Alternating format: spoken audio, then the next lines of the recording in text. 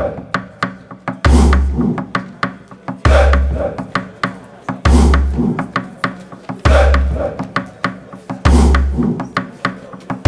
up, African family, and welcome to another video of African history, culture, and worldview. And welcome back to my series African Myth and Legend 101, where I tell various stories from African myth and legend.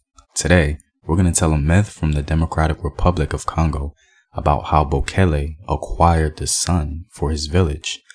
And as always, don't forget to support the home team on patreon.com and go to Afrographics.com, a website where you can get helpful illustrative infographics summarizing African history. Links to Patreon and Afrographics are in the description box below. So sit back, relax, and enjoy. Bokele was born from an egg. His father left for a trip, ordering that all his wives must have children on his return, and his mother showed no signs of pregnancy until Bokele grew extremely fast in her womb. And when his father returned from the trip, he was already a grown man. Their village lived in darkness and could see only by the light of the moon, but they had heard of the sun. It was kept by an old man and his people across the waters. Bokele said he would go and get the sun for his village. So he launched his canoe. As he was setting out, a swarm of wasps came and asked to join him. "Why should you come?" he asked. "If there is fighting, we will fight for you," answered the wasp. And he agreed. They found a place on the boat, and the turtle came and asked to join him as well. "I am a magician, and I can help you find the sun," he said. Bokele said he would find a place on the boat for the turtle to stay. The hawk came and asked to join him. "When you find the sun, I can help you carry it off," he said. And Bokele said, "I can also find you a place on the boat." The mouse came and asked to join the expedition as well. "I can creep about and learn their secrets," said the mouse, and Bokele agreed. They paddled for a long time over the waters until they came to the home of the old man. Bokele landed and was brought to the old man, and there he said he had come to buy the sun for his village.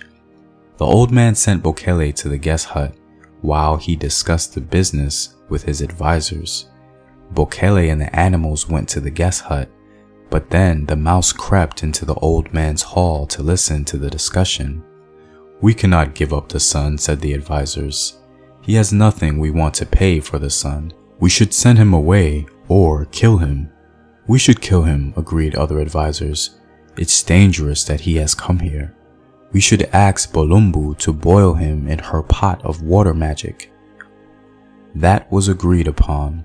The mouse scurried back to Bokele and told him of the plan.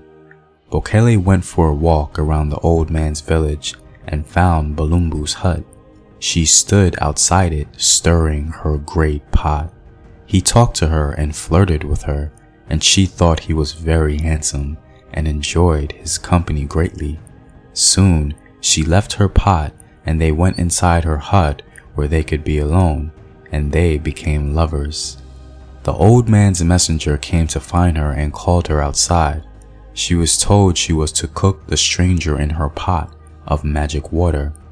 "How can I kill him? He is my lover," she said to herself, and she pressed her large spoon so hard down into the pot that she made a hole and all the magic water ran out.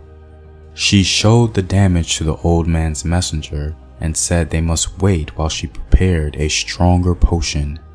Then she went into the hut and told Bokele that he must run away because they wished to kill him. He insisted that she should come with him, and she agreed that she would do so.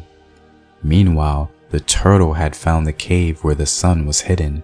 He distracted the guards by calling to them and then hiding in his shell so they could not see. Meanwhile, the hawk flew into the cave and seized the sun. On the way out, the hawk picked up the turtle as well. They flew back to Bokele's boat, chased by the old man's guards. At the boat, they found Bokele and Bolumbu waiting. They pushed the boat into the water and set off. The old man's guards launched their own boats and set out after them. The wasp then said, "We have come to fight. It is our turn to act."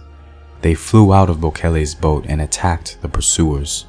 But the pursuers built fires that made a thick smoke, and the wasps were confused and slowed down. Many wasps were killed, and the others returned to Bokele's boat. Further on, they found that others of the old man's followers had made a great fish trap to catch their boat. But Bokele fought their leader and defeated him, and they were able to escape and return to Bokele's village with the sun. Well, I'm all out, guys. If you like these videos and want to help out in this continued production, you can do so on patreon.com.